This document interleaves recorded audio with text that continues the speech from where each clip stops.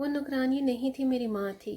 ایک دن میں اور زاہد صاحب آفس کینٹین پر بیٹھے چائے پی رہے تھے کہ میں نے ان کے ہمہ وقت کے بجھے بجھے سے رویے کی وجہ پوچھی۔ وہ کہنے لگے مجھے آج مرے ہوئے 3 سال ہو گئے۔ میں نے نظریں اٹھا کر ان کی آنکھوں میں دیکھا جہاں اس جملے کے ساتھ ہی دنیا بھر کی نقاہت اتر آئی تھی۔ پھر کہنے لگے میں ہمیشہ سے بدتمیز رہا ہوں، بچپن میں اسکول جاتے ہوئے ضد، کھانا کھاتے ہوئے نخرے، وہ نہیں یہ کھانا ہے، یہ نہیں وہ کھانا ہے۔ مجھے نہیں یاد کہ 5ویں کلاس تک میں نے اپنے ہاتھ سے نہایا، کھانا کھایا، کپڑے پہنے یا جوتے کے تسمے بند کیے ہوں۔ باپ کا تو مجھے صرف نام ہی ملا، نہ کبھی اس کی صورت دیکھی اور نہ پیار۔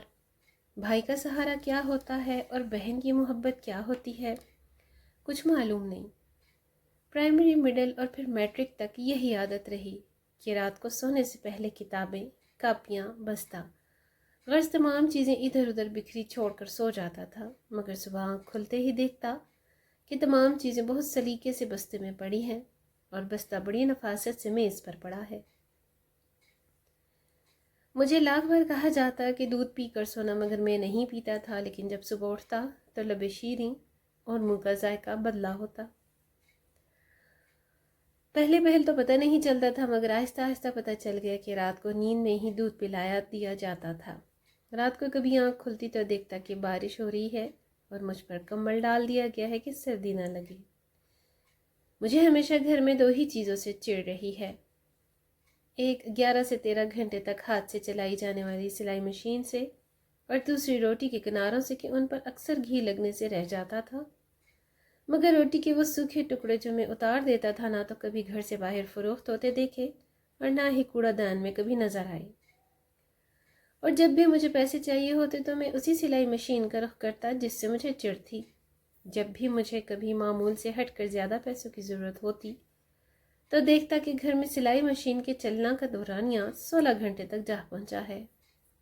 مجھے یاد ہے کالج میں داخلے کے وقت مجھے 1500 روپے چاہیے تھے۔ میں نے گھر آ کر بتا دیا۔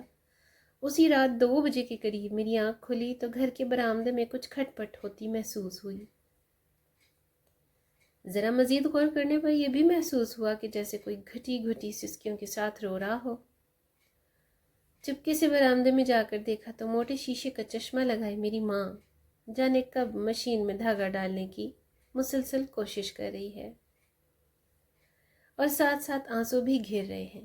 میں نے پوچھا کیا کر رہی ہے ماں؟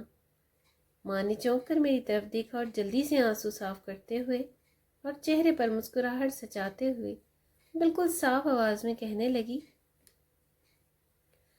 وہ سامنے سریا کے بھائی کی شادی ہے تو اس نے کہا کہ صبح تک 2 سوٹ سلائی کر دو، اس لیے بیٹھی ہوں، لیکن دھاگا سوئی میں نہیں ڈل رہا۔ اس دن مجھے ماں کی حالت اور آنسو دیکھ کر احساس ہوا کہ مجھے کوئی چھوٹا موٹا کام کرنا چاہیے۔ میں مناسب کام بھی ڈھونڈتا رہا اور پڑھتا بھی رہا۔ ادھر ایف اے مکمل ہوا اور ادھر آفس میں کام مل گیا۔ میں نے گھر جا کر ماں کو بتایا تو وہ خوشی سے نہال ہو گئی، فوری شکر پارے لا کر محلے میں بانٹے۔ ایک دن میں کام سے گھر آ کر لیٹ گیا، تھوڑی تھکاوٹ ہو رہی تھی، پاؤں چارپائی سے لٹکائے ہی سو گیا۔ جب اٹھا تو دیکھا خلاف معمول آج نہ جوتے میرے پاؤں سے اترے تھے اور نہ ہی کھانا بنا تھا۔ ماں کو آواز دی، ماں اٹھ بھوک لگی ہے ماں، چیخ چیخ کر رویا۔ 1000 منتیں اور ترلے کیے مگر شاید ماں اب کی بار اٹھنے کے لیے نہیں سوئی تھی۔ ماں کے بعد وہ گھر چھوڑ دیا، قبرستان لگتا تھا۔ ادھر دیار غیر میں آ کر میں اپنا سارا کام خود کرتا ہوں تو سوچتا ہوں کہ میں نے کبھی جس کی خدمت نہ کی اور نہ کبھی آسائش و سکون دیا وہ میری ماں تھی، نوکرانی نہیں تھی۔ یہ کہتے ہوئے زاہد کے 2 موٹے موٹے آنسو رخساروں پر بہہ گئے۔ اللہ تعالیٰ میرے اور جس کے بھی والدین حیات ہیں سب کے والدین کو ایمان اور صحت کے ساتھ خوش رکھے۔ جن کے والدین وفات پا گئے اللہ تعالیٰ ان کو صبر دے اور ان کے والدین کی مغفرت فرمائے، آمین۔